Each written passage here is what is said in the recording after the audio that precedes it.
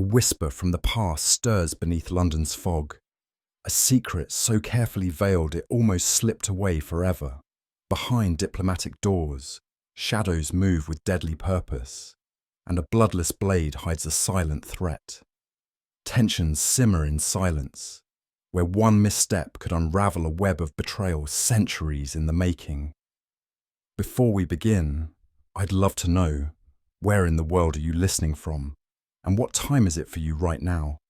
Let me know in the comments below. The mystery begins now. It was on a bitter February morning, one of those sullen days when the London fog coils itself about the lampposts like a languid serpent and presses with invisible fingers against the panes of Baker Street, that I found my friend in one of his more contemplative moods. The fire crackled low in the grate, and a faint smell of Turkish tobacco hung in the air, like the final note of an unresolved symphony. Holmes had not spoken for some time, and I, content in the silence, sat with the Times open before me, pretending to read while watching the tendrils of smoke form cryptic runes above his violin case. These were the days when Holmes's mind, deprived of stimulation, would wander restlessly like a hound denied the scent. And though no telegram had yet arrived, I felt, with that peculiar intuition known to companions of genius, that the peace would not last long. Holmes sat cross-legged on the rug, a heavy volume spread across his knees, a treatise on the blades of the Eastern Principalities, if I read the embossed spine correctly. He had taken to examining a series of obscure weapons that morning, laying them out on the carpet with the care of a curator arranging a museum display. A slender dagger with a curved hilt rested on the hearth, its blade catching the firelight. "Observe, Watson," he murmured without looking up, "how the ceremonial and the sinister often reside within the same steel." I knew then he was growing impatient for a case.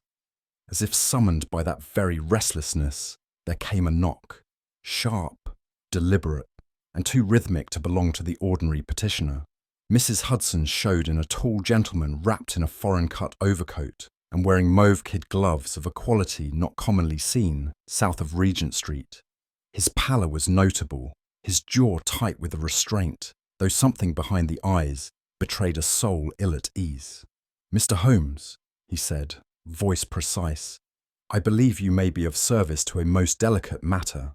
Holmes rose without haste, his eyes darting to the man's gloves, the set of his shoulders, the faint smudge upon his cuff. "Then pray, sir," he said softly, "begin at the beginning, or at least where it begins to trouble you." The gentleman removed one glove with practiced elegance, revealing a handkerchief already marked with a stain so dark and precise it could hardly be mistaken for anything but blood. He placed it, folded and still damp at the edges, upon the table between us. Holmes, who had resumed his seat with feline ease, said nothing, but his gaze moved across the fabric, the stitching, and finally the client's exposed wrist, which bore the faint red imprint of an old scar or fresh abrasion. "A troubling keepsake," Holmes remarked at last, "and one not likely found in a gentleman's breast pocket by mere coincidence." Our visitor's lips pressed into a thin line, but he made no protest. I observed that Holmes had already formed several conclusions, and I, despite my medical eye, was still fumbling in the dark. Holmes gestured toward the chair with that peculiar authority which somehow made even royalty take their place without resistance. "Pray, be seated, Mr. he said, though his tone carried no uncertainty. The man hesitated, as if wondering whether to correct the unfinished question. "Kraik," he said at last, lowering himself into the offered seat. Holmes merely nodded, his eyes glinting with the satisfaction of a fisherman who has felt the first tug on the line. I glanced between them, a question forming on my lips, but Holmes forestalled me with a faint smile and steepled fingers. "Let us proceed, Mr. Kraik," he said. "Time is always listening." "I am Victor Kraik," said our visitor, folding his gloves with mechanical precision and placing them neatly on his lap. Attaché to the Baltic Embassy. Holmes gave no visible reaction, but I saw the faintest twitch of amusement at the corner of his mouth. Indeed, he replied. The Baltic Legation, with its fondness for discretion and strong coffee, a most interesting post. Kraik inclined his head. You are well informed. I try to be, Holmes said lightly. And yet names are slippery things, Mr. Kraik. So often printed with one hand while the other carries a blade. Our guest stiffened at that, ever so slightly. It was the kind of reaction Holmes delighted in provoking, not overt refusal, merely a pause where none ought to exist. I found myself glancing between them, wondering if Holmes already suspected something deeper than the man had admitted. The name had the ring of continental nobility, but there was something strained in the way he pronounced it, as though rehearsed too many times in front of a mirror. Holmes's fingers drummed once against the armrest, a private signal to himself. I have brought with me a troubling artifact, Kraik continued, removing from his coat a stiff leather folio, sealed with the crest of the embassy, a stylized eagle perched on crossed arrows. He laid it on the table with an air of theatrical reluctance, as if the object within held a contagious malady. Holmes opened the flap without hesitation. Inside was a length of crimson cloth, and wrapped within it, a gleaming silver letter opener. Its blade narrow and cruelly pointed, the hilt engraved with what appeared to be Baltic characters. Along the steel ran a dry, rust-coloured smear. Found, Kraik said carefully, yesterday afternoon upon the desk of Mr. Harland Groves, junior secretary in our diplomatic corps. And Mr. Groves? Holmes asked, not looking up from the blade. Missing, said Kraik. Vanished, without explanation.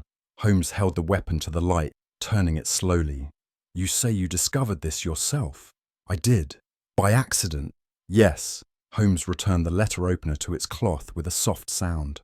Accidents, he murmured, are rarely so considerate as to wrap themselves in velvet and bear official seals. But pray, continue. Kraik leaned forward slightly, as though eager to place facts before emotion. Mr. Groves was last seen 2 evenings ago. He left no message, attended no appointments, and has not returned to his rooms. At first, we presumed some private indiscretion, but the discovery of the letter opener changed everything.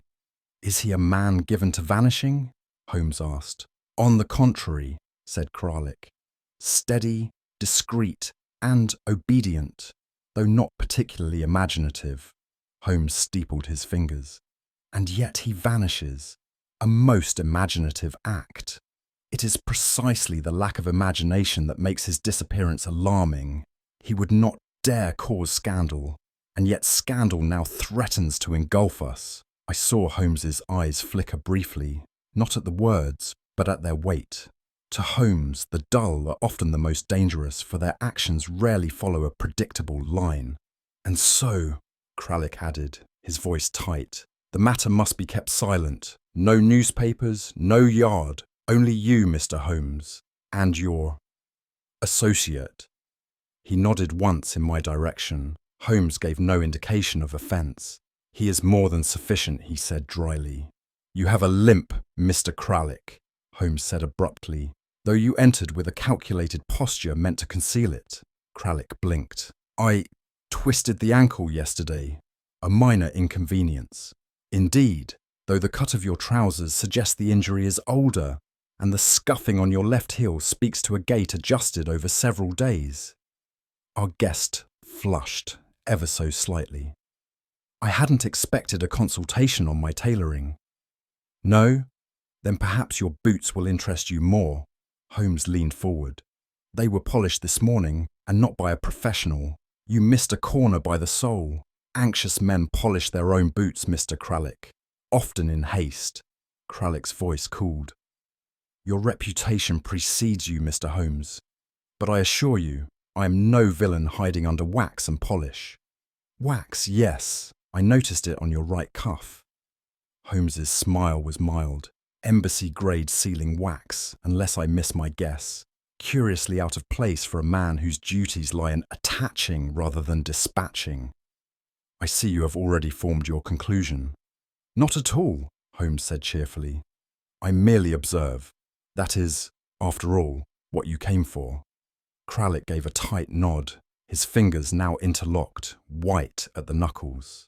From where I sat, just beyond Holmes's line of attack, I watched the subtle shift in our client's demeanour. He had arrived composed, his words deliberate and eyes clear, but now his cravat sat slightly askew, and his breathing, though controlled, had deepened. It was not fear in the conventional sense, not the panic of a guilty man, but rather the growing discomfort of one unused to being penetrated by another's gaze. Holmes had not accused him of falsehood, nor had he laid any formal suspicion upon the table, yet the very precision of his observations had carved open small, telling wounds in the man's facade.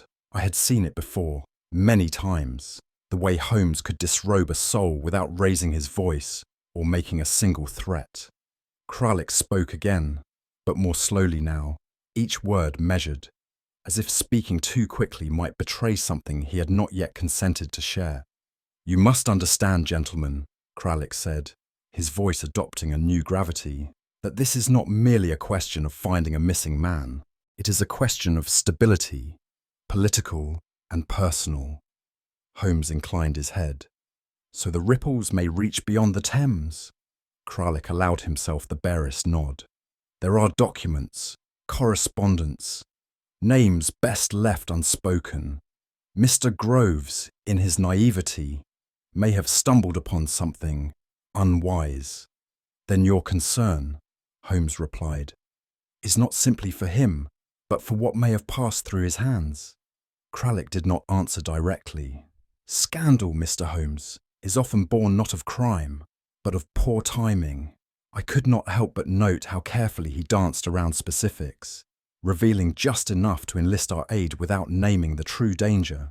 It was a skill politicians and diplomats cultivated, but Holmes saw through such theatre as one sees through glass. And what if I decline? Holmes asked softly. Then I must pray, said Kraik, that he resurfaces, and alone. Holmes rose and moved to the window, the mist pressing like breath against the glass. He stood silently for a moment, hands clasped behind his back. I have no affection for political webs, he said at last. But I confess, Mr. Kraik, a bloodied blade without a body. That is an affront to my sense of order. Kraik inclined his head.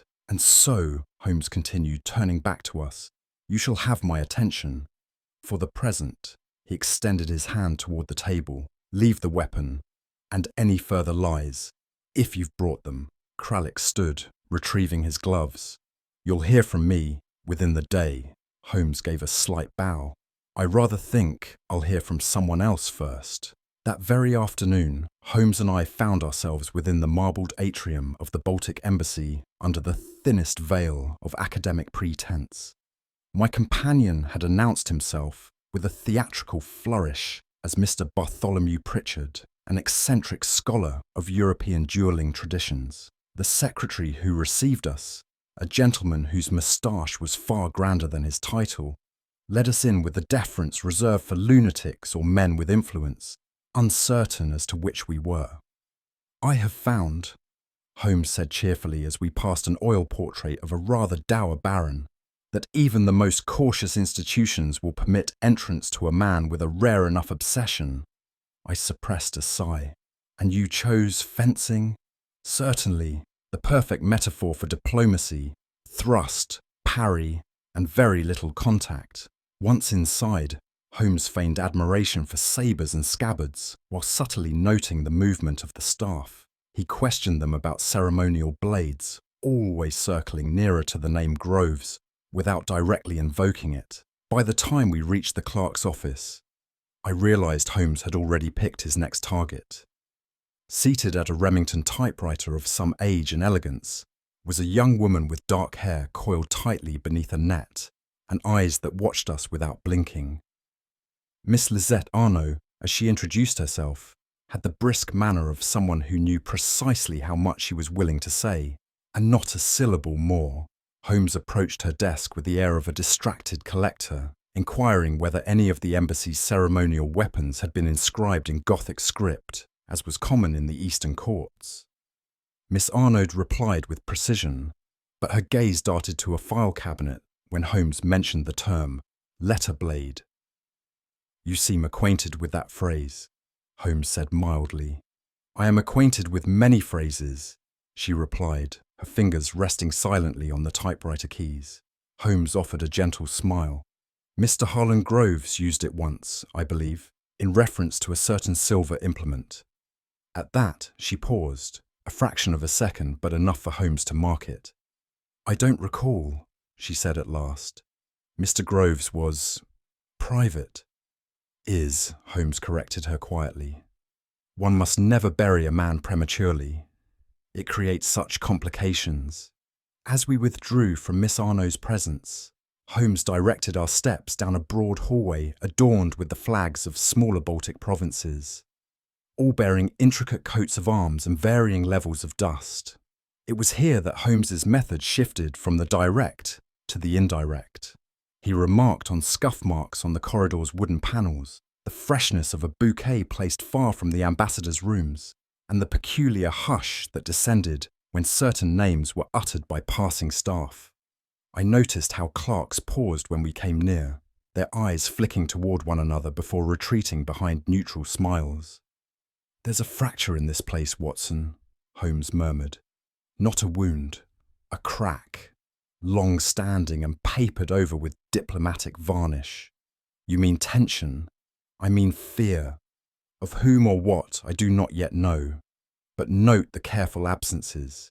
No mention of Groves in casual speech, no jokes, no gossip. Even silence has a signature." It was then I realized Holmes had seen far more than I, and heard what no one dared to say aloud. We left that corridor with the distinct sensation of stepping out of a room that had just remembered how to breathe. That evening, while Holmes remained behind to review embassy rosters and post logs, I was dispatched to investigate Groves's lodgings in Pimlico, a modest flat above a tobacconist's shop. The landlady, a loquacious widow who addressed me as Doctor, even before I introduced myself, confirmed that Mr. Groves had not returned for 2 nights. His bed remained untouched, though she had dusted it anyway, for decency's sake. Inside, the sitting room bore the hallmarks of a man who lived alone and often travelled. Sparse decor, books stacked on the floor rather than shelves, and a clock set 2 hours behind. I noted a suitcase beneath the settee, half-packed and oddly lacking essentials. More curious still was a hollow space behind the bookshelf, poorly masked by a volume of outdated shipping records. Within, I discovered a small photograph, a woman in mourning attire, her face veiled but her posture unmistakably familiar. Folded behind the image was a single page, written in cipher. I did not attempt to decode it. That task belonged to Holmes, but I knew, even then, that we had stepped from a case of disappearance into something darker, something that spoke not just of secrets, but of grief. It was only as I turned to leave the flat that I caught sight of a narrow seam along the underside of Groves's writing desk. The sort of panel one might overlook unless one had, as I had, spent too much time in Holmes's company to trust the surface of anything. The panel, once pried loose with a penknife, revealed a small recess containing a single folded page. It was brittle with age, and written in a cipher I did not immediately recognize. No key, no date, no name. The language, however, was unmistakably intimate. Though encoded, certain phrases stood out through repetition and syntax. "Fear for your safety," "They are watching," "If you love me still." Whoever had written it had done so in fear and longing. That much was plain. I replaced the letter carefully in my coat and locked the flat behind me, noting the faint impression in the carpet near the door where, I guessed, a chair had once stood vigil. I had not Holmes's genius for deduction, but I knew the feel of absence, and this flat reeked of someone who had tried, and failed, to vanish on their own terms. By the time I returned to Baker Street, Holmes was deep in a monograph on Baltic postal customs, 3 volumes spread across the floor like a battlefield. Without a word, I handed him the ciphered note. He took it delicately, his long fingers moving over the folds with the precision of a surgeon. "This is no common code," he said after a moment. "A private cipher, possibly built upon sentiment rather than logic, the most difficult kind."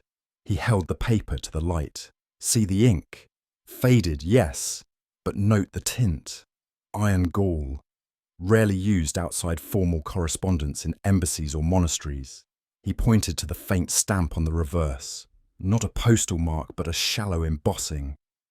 And here, the faint crest of the embassy seal, pressed without wax.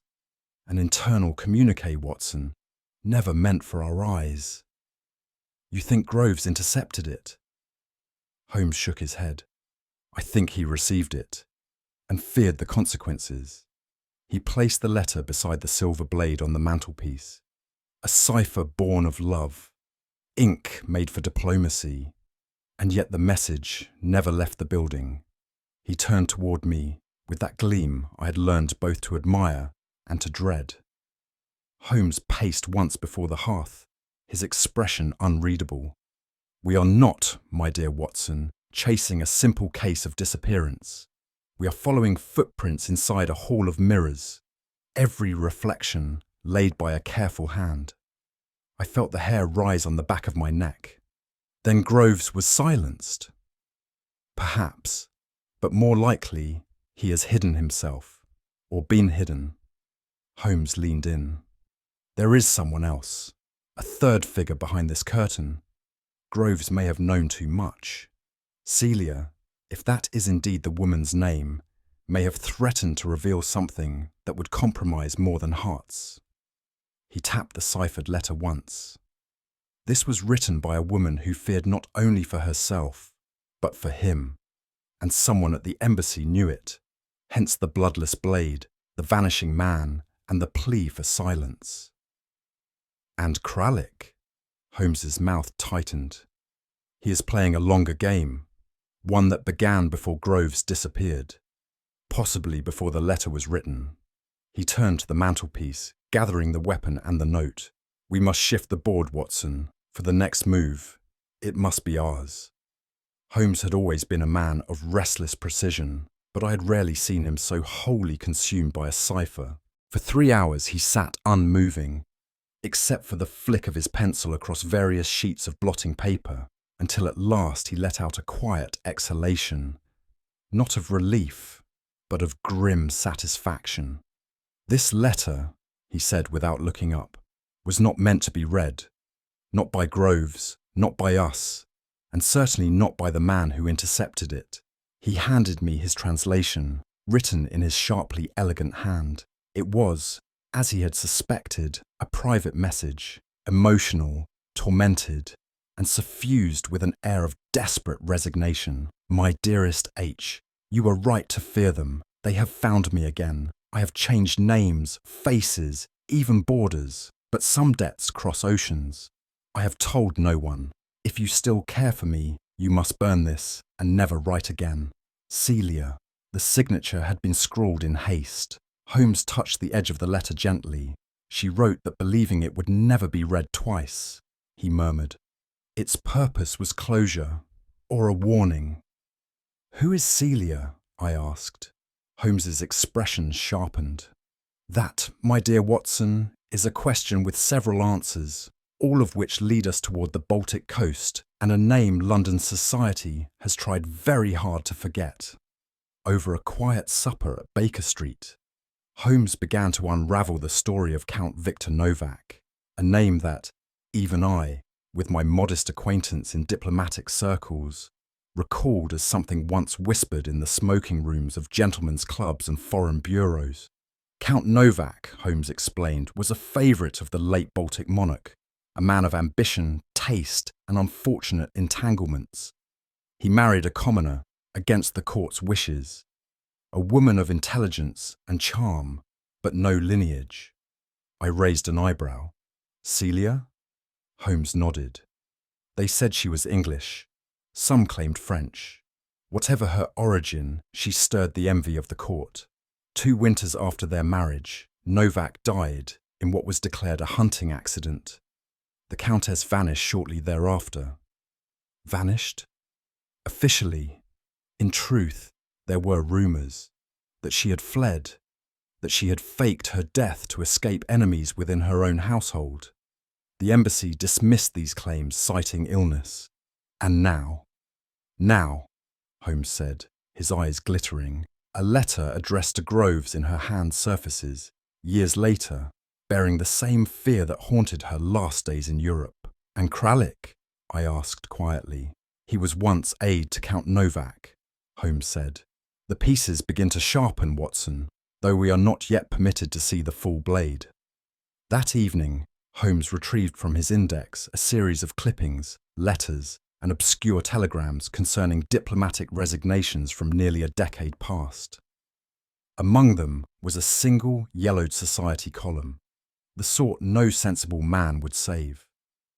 It concerned the supposed death of one Lady C, consort to Count Novak, who had perished, it claimed, of fever in a private sanatorium outside Prague.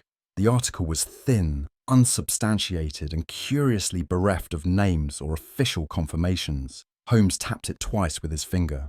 This was planted, he said. A funeral without a body, an illness without a witness. Why go to such lengths? To disappear, Watson. Some women fade, others are erased. He turned to me suddenly. Do you recall the musical notice we saw in the Times 3 weeks ago? The performance by Madame Lise at the Grand Theatre? Yes, a soprano from the continent, it said. Precisely. The name is wrong, the voice is veiled, and the photograph of the cast omitted her entirely. Too many blanks, Watson, which means she is either very new to London or very practiced at hiding. Then you believe? I do.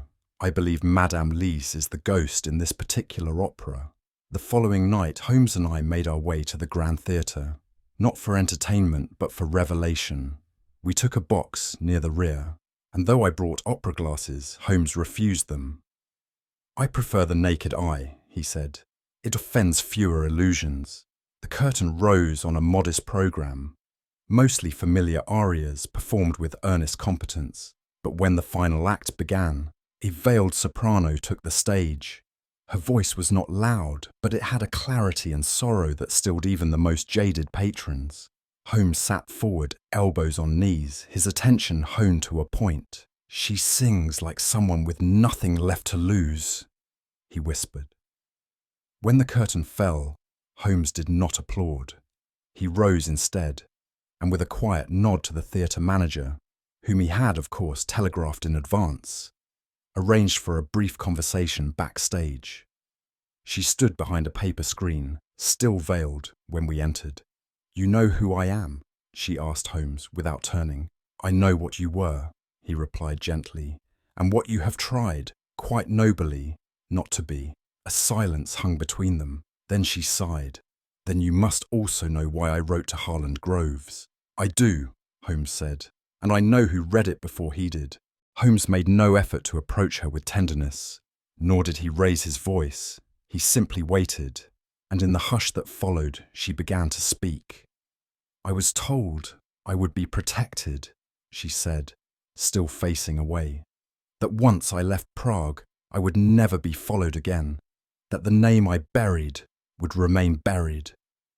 You were told that by the very men who hunted your husband, Holmes replied, and who now seem interested in silencing the only witness to what truly befell him.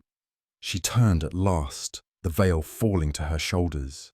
She was older than the portrait Watson had recovered, but her eyes retained the same mournful defiance, like someone who had learned to carry grief as armour. Harland found it in a letter, she whispered.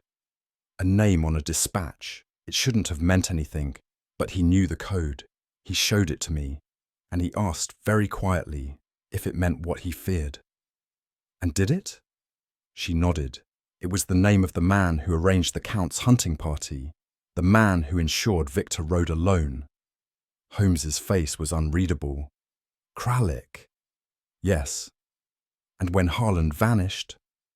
I knew, she said softly. I knew they had read my letter. Watson, moved more than he would admit, stepped back as Holmes nodded. One final question, he said. Do you still have any contact with the embassy? No, she replied, but they still know where to find me. She poured tea with the same trembling grace one might use to hold a candle in a storm. Harland wasn't a spy, Mr. Holmes, she said. He was quiet, lonely, and very, very kind. Too kind for politics, but not too kind for secrets, Holmes murmured. He had no ambition, she continued. He wanted a quiet post, a pension, and to be done with diplomacy. But when he discovered who Kraik really was, what he'd done, he didn't know whom to trust. And he turned to you.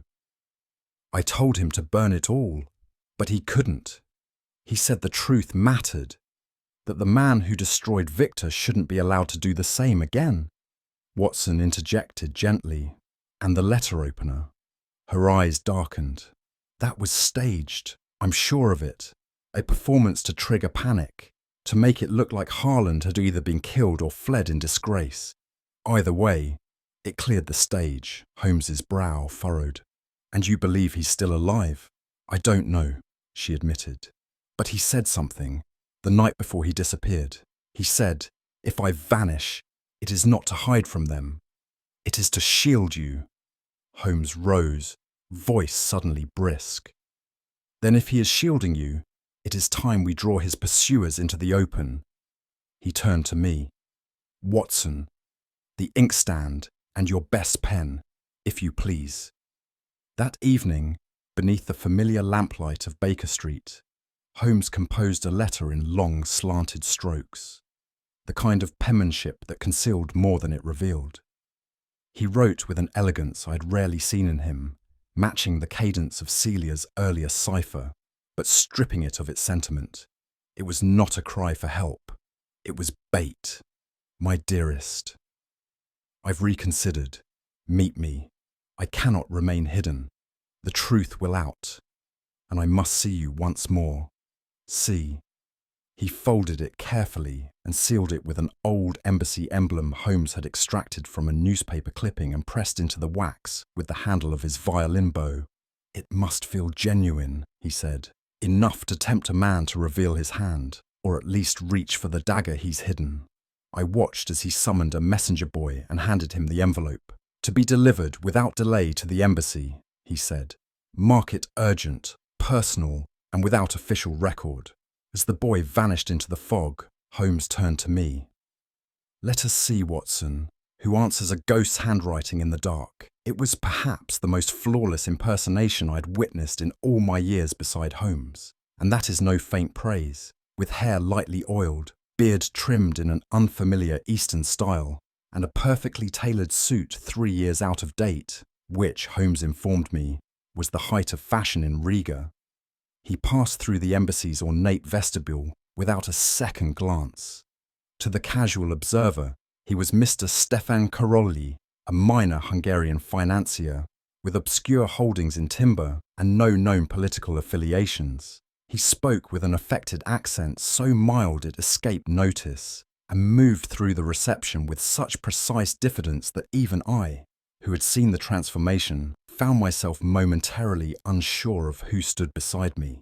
The embassy's diplomatic ball, held in celebration of a recent trade agreement, was a tapestry of artificial smiles, polished boots, and conversations veiled in half-truths. It was, Holmes observed, a masquerade within a masquerade. Our contact, an attaché sympathetic to Holmes's inquiries, had secured for us access to the guest list and a floor plan. At the stroke of 9, the forged letter we had composed in Celia's name was to be delivered by hand to Mr. Victor Kraik. Holmes adjusted his cuffs, glancing toward a tall, narrow corridor leading to the private salons. In 3 minutes, he murmured. The fox will smell smoke. And when do we strike? I asked. Holmes's eyes never left the corridor. When the fox bolts, my dear Watson. At precisely 9 o'clock, a liveried page crossed the ballroom, carrying a sealed envelope on a silver tray. He moved with the unself-conscious ease of those too young to know the weight of what they bear. The envelope bore no name on the outside, only a small crimson symbol, identical to the one used in Celia's ciphered correspondence. Holmes and I stood near a towering floral display as the boy approached Kraik, who had been deep in conversation with a Prussian colonel. The sight of the symbol seemed to freeze him mid-sentence. He took the envelope, dismissed the boy with an imperious nod, and excused himself from the colonel's company under the pretext of a sudden headache. Holmes watched the scene with the keen detachment of a naturalist observing a hawk circle above its prey. Kraik will not risk opening that here, he murmured. He will wait until he is alone, until he believes himself unobserved. We followed at a careful distance, slipping through the crowd toward the corridor that led to the more private quarters. Kraik passed into a side hallway and paused, glancing about. Satisfied he was alone, he broke the seal and read. His expression did not change, but I saw his left hand tighten into a fist. Holmes touched my elbow. He'll act now. On instinct? No, Holmes replied. On fear. And men driven by fear are creatures of remarkable predictability. From a quiet alcove near the ambassador's private quarters, I watched as Holmes gave the smallest of nods to a veiled woman who stood poised at the edge of the gathering. She was dressed in dark silk, unadorned, save for a single amethyst brooch pinned at the collar, a detail Holmes had insisted upon, though I did not know its significance at the time. Celia moved with the practiced grace of someone long accustomed to eyes that watched too closely. She passed through the throng without a word, her presence somehow both invisible and commanding. Guests parted for her unconsciously, like reeds bending to an unseen breeze. Holmes met her at the foot of the stairs and whispered something I could not hear. She gave the slightest incline of her head, then followed him toward the designated salon, a drawing room now vacant, save for 2 chairs, a decanter of brandy, and an embroidered screen that concealed our presence. "Are you certain she is ready?" I asked Holmes, as we took our places behind the screen. "She has been ready for years," he replied. He handed me a folded note. "Should I signal, you will give this to Lestrade. He is waiting in the hall." "And if you don't signal?" Holmes's voice dropped to a murmur. "Then pray, we are not too late." Kraik entered with the confidence of a man convinced of his control over every variable in the room. His coat was off, his gloves discarded, and the envelope we had sent him was now gone. Perhaps burned, perhaps concealed within his inner pocket, but certainly read. He gave a polite bow to Celia, who remained seated, her veil lowered. "You should not have written," he said, his voice low but tight. "I didn't," she answered simply. "You expect me to believe—" "I expect nothing from you anymore, Victor." There was a pause. I could hear the tick of the clock above the hearth and the soft rustle of silk as she folded her hands in her lap. Kraik moved to the decanter and poured himself a glass. "It is foolish to stir the ashes of old tragedies. Dangerous, even."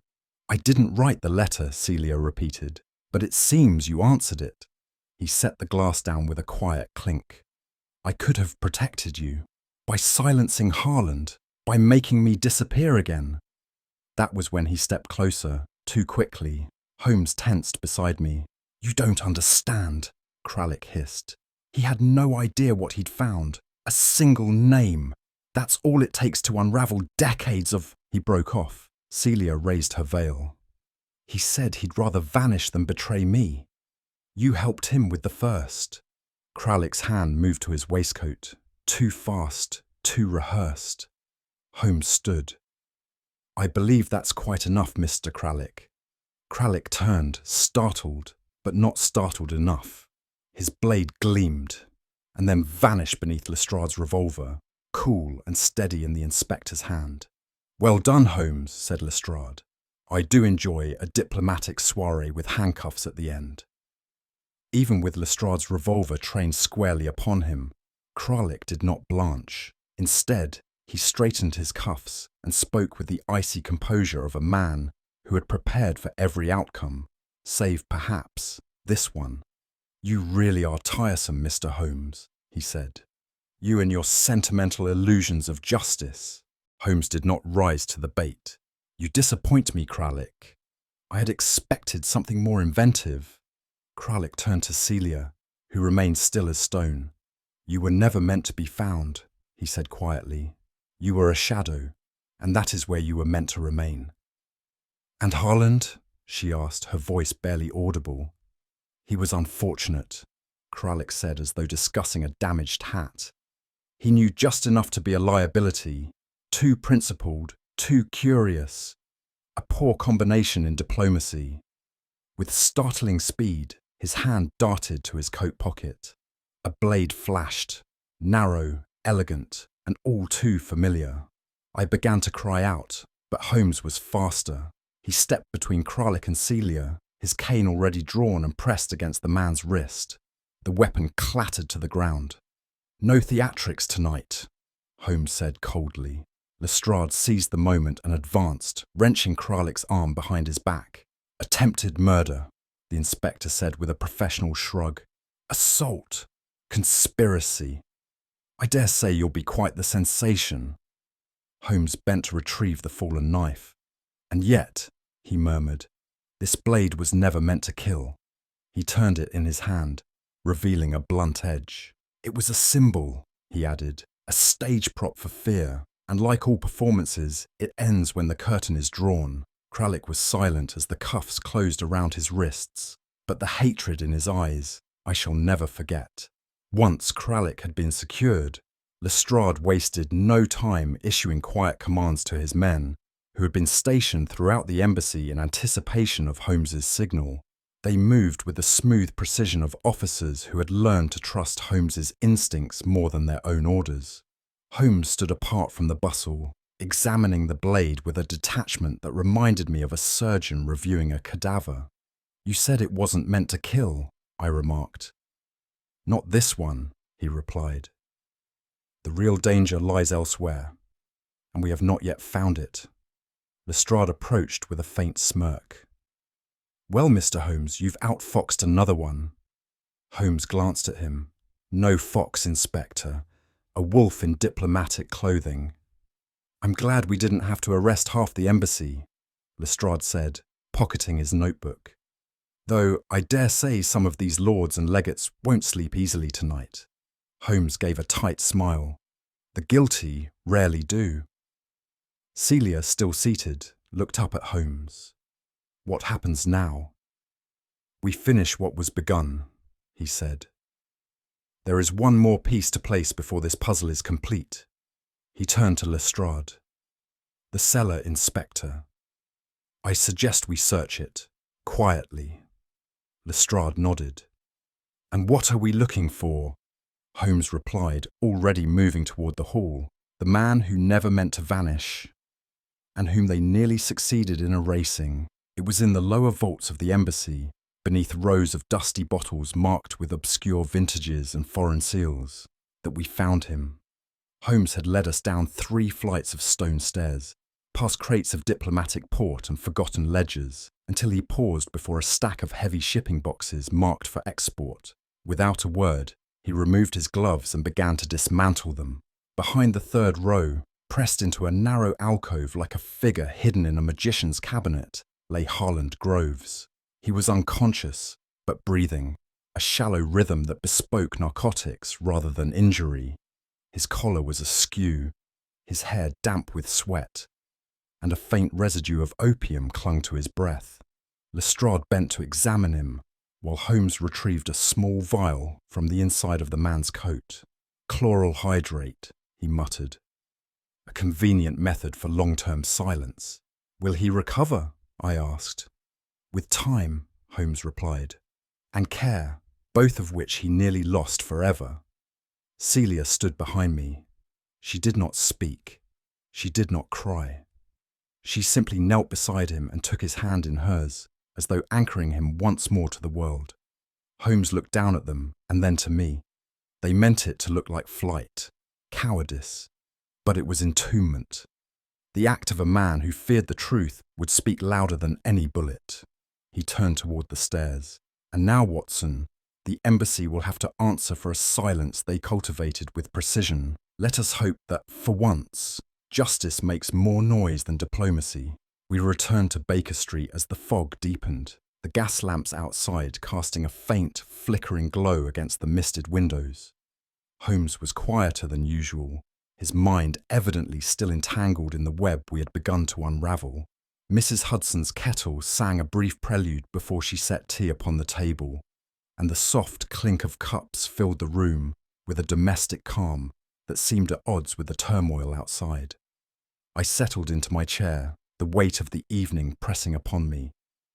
Holmes, as always, appeared composed, his eyes bright, but distant, as if tracing invisible patterns in the curling smoke from his pipe. "Tea, Watson?" he inquired without looking up. "Thank you, Holmes. It's been a long night. A night where masks have slipped and truths begun to speak, albeit quietly," he said, as the fog pressed like a shroud beyond the glass. Holmes unfolded the papers collected during our investigation. It was time, he said, to bring the scattered fragments together and explain what the shadows had whispered. I leaned forward, eager to follow his lead, yet knowing, as always, that the full picture would come in stages, each more astonishing than the last. Holmes began with the blade, the blood-stained letter opener that had ignited the entire affair. It was, in truth, a carefully orchestrated illusion, he said. No blood was spilled in Groves's quarters, nor on his person. The smear you observed was not the product of violence, but of deception. I frowned. Deception, Holmes? Yes, the smear is not blood at all, but something far more deliberate. The letter opener was placed precisely to imply a violent end. Yet there was no murder. Then why go to such lengths? Holmes smiled faintly, his eyes gleaming with that cool intensity that always unnerved me. To divert suspicion, to silence inquiry, and to stoke the fires of fear within the embassy walls. He continued, Groves did not vanish because he was slain, but because he was made to disappear. A disappearance disguised as death, complete with the trappings of tragedy. But what of the letter? I asked. The letter was a masterpiece of a misdirection, an elaborate red herring. It diverted attention from the true crime, the conspiracy lurking beneath diplomatic courtesy. Holmes paused, then added with characteristic precision, the murder was never meant to be. The silence that followed was the real weapon. I sat back, digesting his words. Once again, Holmes's deductions had reshaped the entire landscape of the mystery, forcing me to reconsider every assumption I had made. Holmes retrieved the letter that had so intrigued us, the one Groves had hidden away, and held it up to the gaslight. "Observe, Watson," he said, "the so-called bloodstain that caused such alarm. Its colour is striking, but not quite the deep crimson one would expect from arterial blood." He pulled out a small magnifying glass and examined the letter's surface meticulously. "Note the texture here. Wax, not coagulated blood. A wax pressed from a diplomatic seal, carefully rubbed to mimic a stain." I blinked in surprise. So the evidence was manufactured. Precisely. It is a subtle artifice, one designed to evoke dread, without revealing its true nature to the untrained eye. Holmes tapped the letter lightly. But the deception extends beyond the stain. The ink itself is a clue. He pointed to the fine lettering. Iron gall ink, used primarily for official documents in diplomatic correspondence. And, if my memory serves, the particular shade matches that produced in the embassy's own offices. So the letter was penned and planted within those very walls. Holmes nodded solemnly. An inside job, Watson. The poison that infests trust and diplomacy alike. He folded the letter with great care and placed it alongside the silver blade. The letter is a testament not just to concealment, but to betrayal. I shuddered slightly, realizing how deep the treachery ran. Holmes leaned back, steepling his fingers as he recounted the darker tapestry woven beneath the embassy's polished surface. Groves's connection to Celia was no mere coincidence, he said. Her presence was the catalyst for a scandal long buried, one that stretched from these streets all the way to the Baltic courts. I listened intently as Holmes spoke of Count Victor Novak, whose tragic demise had sent ripples through European society. The Count was a man both revered and feared, a political figure whose death was hastily declared an accident, but whispered about as an assassination. Holmes's voice grew colder. Celia, his widow, was presumed dead in a fever, but evidence now suggests she vanished deliberately, orchestrating her disappearance to escape unseen enemies. And Groves? I asked. He was entrusted with secrets that threatened to topple established powers, documents, letters, knowledge that could unravel alliances. Holmes paused. His disappearance was an attempt to bury not just a man, but a truth. He looked toward the window, his eyes reflecting the London fog. And Kraik, the Baltic attaché, is the guardian of that silence, whether willingly or not. I shivered, pondering the shadows cast not just by gaslight, but by old sins still haunting the present. Holmes tapped the letter opener gently. This is no ordinary case, Watson. It is a duel between loyalty and betrayal, one that will demand every ounce of our skill. Holmes settled back into his chair, the firelight casting sharp shadows upon his angular features. The genius of Kralik's scheme lies not merely in concealment but in the careful orchestration of silence, he began. By exploiting Celia's supposed death, he crafted a spectre to haunt those who might question him. Groves's letters, emotional, desperate, and coded, served as both confession and trap, baiting anyone curious enough to follow. He steepled his fingers. The diplomatic veil was the final thread. Within those hallowed halls, the exchange of secrets occurs not with ink and paper, but with whispered glances and studied silences. Kraik knew the value of this silence, and wielded it like a weapon. Holmes's gaze darkened. He painted Groves as the villain, the jealous aide driven to madness. He constructed a murder that never happened, so that the truth could be buried beneath layers of deceit and suspicion. I shook my head in disbelief. Such cold calculation. Holmes smiled thinly. Cold, yes, but effective.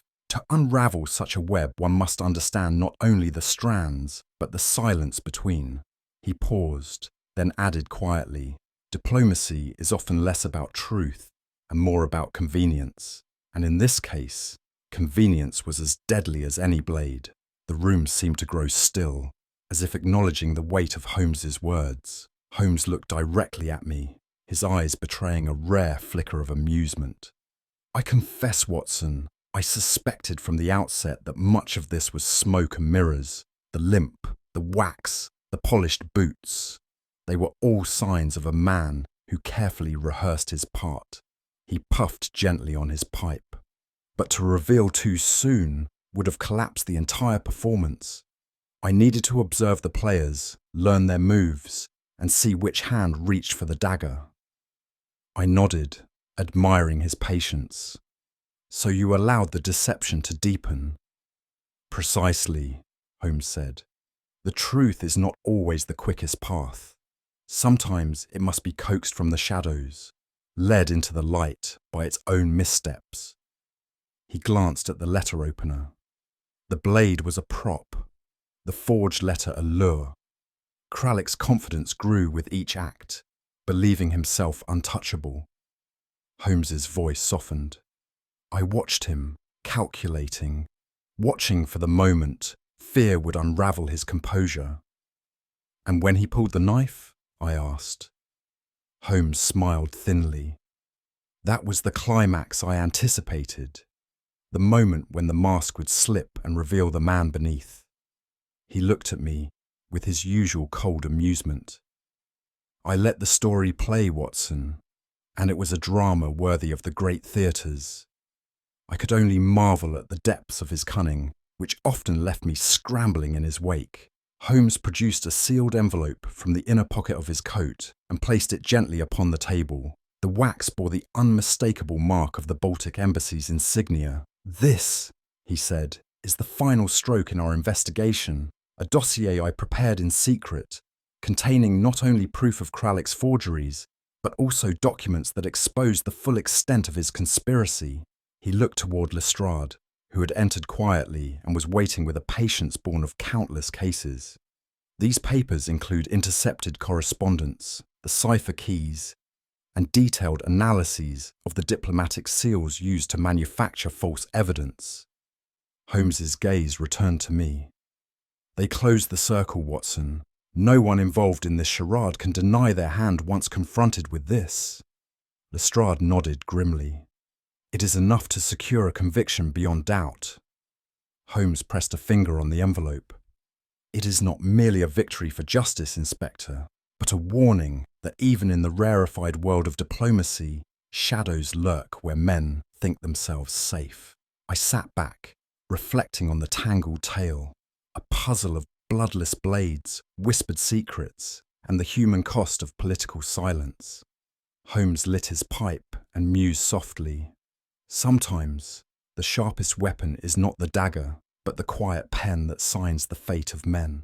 The case was closed, but the lessons lingered, like the smoke curling in the still air of Baker Street. The storm of revelations had passed, yet a peculiar stillness settled over Baker Street that evening. Justice, as it often does, arrived not with triumphant clamour, but with a measured, almost reverential quiet. The embassy's walls held their secrets a little less tightly, but the cost was a silence more profound than any outcry. I found myself reflecting on the curious nature of such victories, how sometimes the most potent battles are won not by noise or spectacle, but through the absence of sound, the delicate unspooling of a tangled truth that few wish to hear. Holmes sat opposite me, his gaze distant yet unyielding, as if contemplating shadows too subtle for my understanding. The weight of the case lingered between us, an invisible thread connecting all the broken lives and whispered betrayals. In that silence, I understood anew that the most dangerous crimes are often those that leave no trace, save the echo of secrets locked away where they might fester. I ventured, as the fire's glow softened and the evening deepened, a question I had long pondered in the company of my friend. "Holmes, after all this, the cunning, the deceit, the lives tangled in shadows, do you ever feel regret for those you outwit, the minds you defeat, or the sacrifices made in the pursuit of truth?" He regarded me with that inscrutable smile, one corner of his mouth twitching ever so slightly. "Regret, Watson," he replied. "I find little room for sentiment in the theatre of reason, yet I am not without acknowledgement of the human cost." He tapped the ash from his pipe. "What is certain is that the mind must remain unclouded. To do otherwise is to invite defeat, not merely of the case, but of oneself." His eyes held a rare flicker of something akin to melancholy, before returning to their usual detached gleam. Holmes's smirk deepened as he leaned forward, fingers laced with a casual grace. "Sentiment, my dear Watson, is the enemy of deduction, yet it is also, paradoxically, a most useful mask." He chuckled softly. "A mask behind which men hide their intentions, their fears, their very souls. To understand the game, one must sometimes don this mask oneself, not to be deceived by it, but to wield it as a tool." He tapped his temple. "But make no mistake, reason is the true master here. Emotion is but a shadow cast by the flame of logic." Holmes settled back with a satisfied sigh. It is this delicate balance that separates the observer from the participant, the detective from the accused. Holmes lit his pipe once more, the tip glowing a soft ember as he gazed out the window into the London fog that crept silently over the city's crooked roofs. "The night, Watson, is filled with mysteries yet unsolved. Beneath the veil of mist, secrets wait, silent, patient, and unseen." He exhaled a thin plume of smoke. Our game is never truly finished. For every puzzle laid bare, another waits to be discovered. Turning to me, with that unmistakable glint of anticipation, he added, "And I suspect, before dawn breaks, we shall be called once more into the shadows." The promise hung in the air, as tangible and elusive as the swirling fog itself. Holmes's final words drifted between us like a whispered echo. The blood may be washed away, the wounds healed, but the silence that follows often conceals what cries never could. He tapped the hearth lightly. "The true crime is not always the act, Watson, but the absence of reckoning, the secrets left unspoken, the truths left buried." I nodded, feeling the weight of his observations settle deep within me. In that quiet moment, I understood that justice, like truth, is a flame that must be tended carefully, lest it flicker and die in the cold shadows of forgotten things. Holmes's eyes met mine one last time that evening, sharp and steady. "Until the next mystery, Watson." And so the city slumbered, unaware that the game would soon begin anew. As the embers flickered low in our Baker Street hearth, Holmes turned to me with that familiar, piercing gaze. "Watson, this case reminds us that beneath polished diplomacy often lies a silence more deadly than any dagger. The truth is seldom found in bloodshed alone. It thrives in the secrets left unspoken." He paused, pipe in hand, eyes narrowing. "Tell me, what do you suppose was Kraik's gravest miscalculation? The blade he never intended to wield, or the trust he so recklessly betrayed? I urge you, dear listener, to share your thoughts below. If you enjoyed unraveling this mystery, do subscribe for more tales of deduction and share this story with fellow seekers of truth. Until next time, the game is afoot.